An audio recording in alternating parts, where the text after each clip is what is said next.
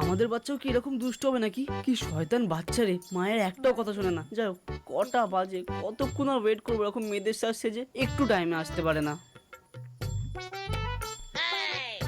এই তো ফাইনালি এসছে মহারানী। যেই একটু লেট করেছি অমনি মেয়ে চেক আউট করতে লেগে গেছো না?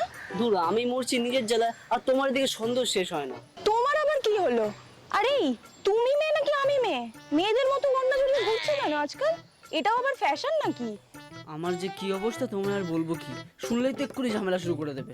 না না, কিছু না, তুমি এসব ছাড়ো, তুমি একটু দাঁড়াও।